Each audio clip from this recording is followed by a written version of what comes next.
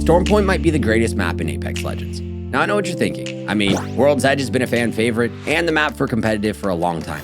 Kings Canyon has nostalgia, a blast from the past.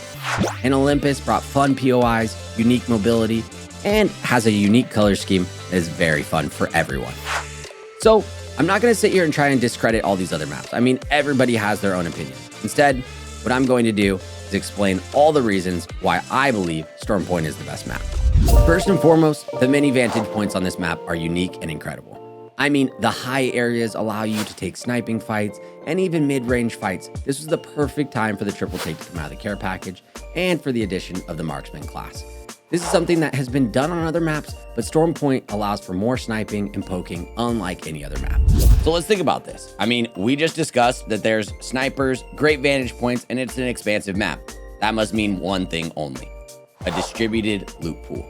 I mean, the loot pool has enough locations for 20 teams to land at, and that's just considering named, and then you add in unnamed POIs. When you think about this, how many different spots there are to actually drop into, there is so much area for loot to be gathered for you to be able to rotate into a fight and use those snipers to poke. The distribution of the loot pool is something special.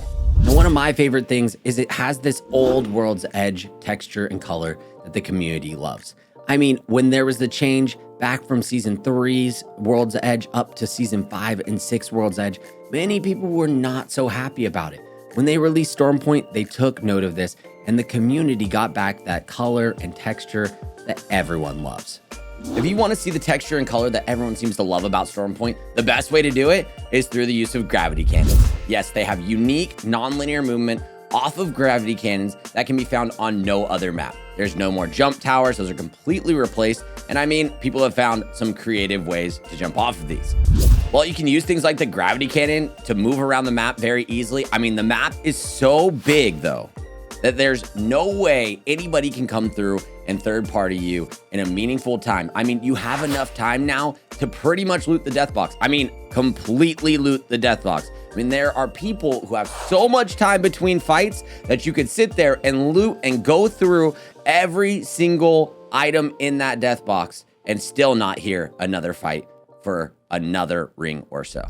Now, if you get tired of waiting for fights, guess what? The best thing you can do is go to the Forbidden Zone. I mean, the Forbidden Zone is absolutely great. All you have to do is find a tall portion of grass and bait people in. I mean, you can even have prowlers do all the work for you. And speaking of prowlers, the inclusion of prowlers across the map basically means that you won't ever lose a fight. The prowlers will just win it. I mean, all you've got to do is bait teams in and then bring them to the area. And if you can't finish your fight, the prowlers will. Now, if you're not in an area where the prowlers will be a problem, all you've got to do is play as Valk. Then what you do is you Valkyl and get onto a hillside and make everybody else shoot in an angle, but you can have the full downward momentum for an entire area. I mean, this downward slope, we're talking about hundreds of meters of area where you can have them fighting at a complete disadvantage while you just shoot on them from being able to Valkyl out up to the highest vantage point and just win. Not because of mechanical skill, but because of just simply positioning that you gained through abilities. Now, if this wasn't enough for you, then this last one has got to be it. I mean, there is no better map to sit back with a longbow and a triple take and get a 20 bomb with under 2k damage. That's right, all you've got to do is poke from Narnia, pick up a limbs, and still not even have 2k damage, but you've got that 20 bomb. I mean, everyone else converges on the fight.